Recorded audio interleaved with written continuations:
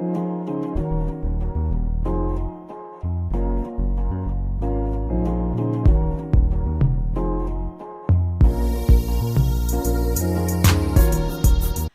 guys, thanks for tuning back into my channel. If you're new, welcome. If you're not, what's your poppin'? Before we get started, go ahead and click that like, comment, and subscribe button, and we're going to jump right into this video. So today's video is going to be the start of my college life series because I am a senior at the University of South Carolina Upstate in Spartanburg, South Carolina. And I just feel like there needs to be a video, one, on USC Upstate because it is a small school. No one really knows about it. And two, just to help anyone that's in college that, just needs to hear what I have to say. So this first video to this college life series is going to be college advice, and it's just going to be 7 quick tips. I may do a part 2 if I think of some more things, which I'm pretty sure I will because, like I said, I am a senior, and I've just, I've learned a lot in my 5 years at this institution. So, like I said, we're going to hop right into this video, and the first tip is going to be Rate My Professor. Now, this is a website where basically you can find out what it is about the teacher that you're going to get before you get that teacher or before you choose that teacher. I'll put like a little screen video shot thing here. Okay, so I'm just going to do a quick little screen video. You go to ratemyprofessor.com. When you get to the home page, you will click on Find a Professor. And then when you get to the next page, the first thing you will do is enter in the name of your school. And then if you're given a list of teachers already to choose from, you will type in that teacher's name. And if they have a rating, of course, their name will pop up. So you click on their name. And then when you get to this next page, you will scroll down to actually get to the rating part. And right here it says whether or not attendance is mandatory, if the person will take them again. They give good feedback, they're giving their personal experience in this class, and you will have to pay attention to the name of the class so you will know whether or not the quizzes and the exams and the tests that the paper, they're talking about is about the class that you will be taking for this professor. So you will need to pay attention to that. So this next way, if you click find a school, you will enter in your school names here. And this way you can search your teachers by the department instead of just searching for the teacher's name. So you'll enter in your school names here, click search, you'll scroll down and you'll see the top professors there and click view all. And then you'll enter in the department that your class will be in. I'm just going to enter in communications since that is my major. And then I'm going to scroll down and click highest rated because that's what I want to see first. And it will show you the teachers with the highest rating, and of course go all the way down to the teachers with the lowest rating, and you want to avoid those, of course. So again, I think this is just a very beneficial website. And then here you can also type in the teacher's name as well if you didn't want to go the other way. Number 2 will be no 8 a.m.s. I don't even know how I can stress it enough to not take any 8 a.m.s. None. If you can avoid it, because if you're not a morning person, let me tell you, it is going to hurt. I had an 8 a.m. my freshman year in like the lower level of my dorm, and I still was crying just because I had to get up so early. And then if you take an 8 a.m. at like a big school where you have to travel and you have to get up even earlier, I only had to get up at like about 7:30 just to be downstairs, and I was still hurt. So just imagine if you have to get up at like 6 or 5 something to actually just make it to class on time. It's going to hurt. And if it's like the only time that that class is available, I don't know if you would want to wait till another semester, if that's something you're willing to do. Maybe it will be available at another time, a different semester. But I'm telling you, at 8 a.m. is really going to hurt you, okay? Hurt you. Tip number 3 is going to be about your syllabus. Now, it's very important to always hold on to your syllabus. Now, I have my syllabus downloaded on my MacBook or your computer, whichever way.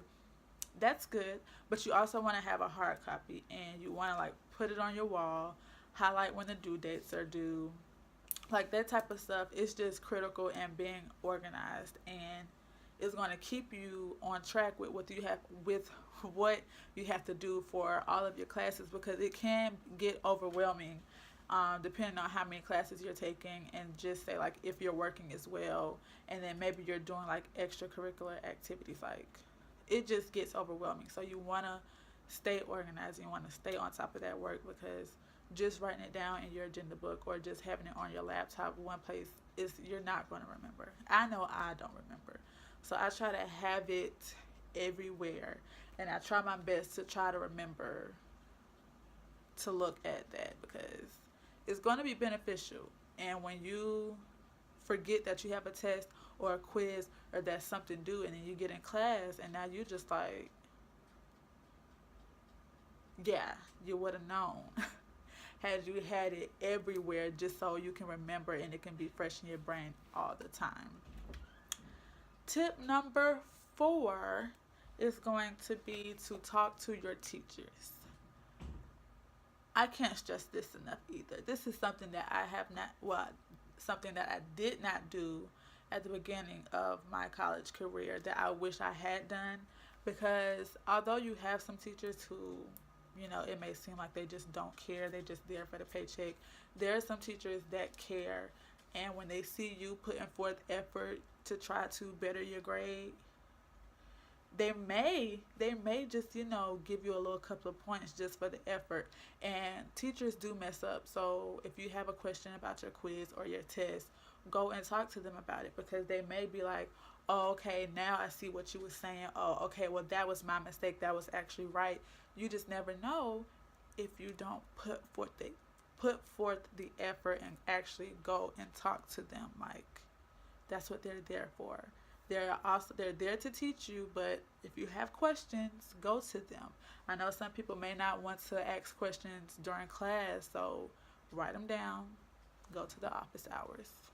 It makes life so much easier. Tip number 5, again with the taking advantage, the writing center. Take advantage of the writing center. If you're not a strong writer, or you don't think you're a strong writer, or your grade is saying that you're not a strong writer, take advantage of the writing center. I mean, at least the people in our writing center, they're like our peers, so you can actually connect with them. It helps, and it shows in your grade, because you're actually going to get help. And then when you go to the writing center again, at my institution, they alert the teacher. So again, the teacher knows that you're taking the initiative to try to get help and try to better your grade. So it all is just going to, work out in the end, and you're going to get the grades that you want to get, and you're going to see the results that you want to see if you take initiative and take advantage, because you're paying for it, which is why the writing center is free, because it's coming out your tuition, so you might as well just take advantage of it since it's there. Tip number 6. I think this is a big thing with like having the college experience, staying active on campus. I think that even if you're like, an introvert, or, weird, so say, you just don't like to be around people, whatever the case may be, I think it's very important to at least try and, go to like the little event tables that they have to see what type of organizations are on campus, because you never know what you will run into, there may be an organization that you're actually really interested in, like whether it's like a part of your major or an extracurricular activity that you didn't know that the university had, but it's something that you're interested in.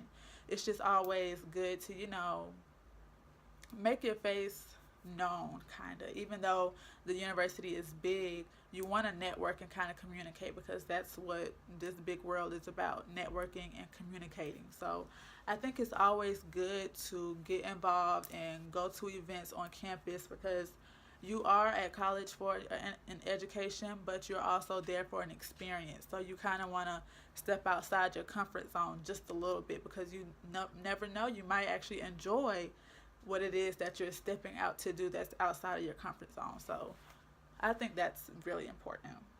And the last tip, number 7, is a very important tip, is to not skip class. Don't skip class just because, I don't feel like getting out of bed today. Today is just not my day. You don't want to do it. Because let's say if your birthday is during the school year and you get twisted drunk the night before and you have class the next day, you can use one of those unexcused absences to not go to class. But when you building up absences, then that's going to take away from your grade, because some professors do that. They will dock points off of your grade, maybe a whole letter grade, for unexcused absences. So for cold, rainy, if you're actually sick, those days are what you want to use your unexcused absences on, because I'm telling you, you're going to eventually need it for a really good reason sooner or later. So you don't want to use it just because your friend's skipping or you want to go to the mall or something like that. Don't use it on nothing stupid. Do not, because you're going to regret it. You really will. But that concludes this first episode of the college series. I hope you guys enjoyed this video. If you liked it, give it a thumbs up. If you have anything to say, any feedback, leave it down in the comment box. And don't forget to subscribe and share this video. Thanks for tuning in, guys.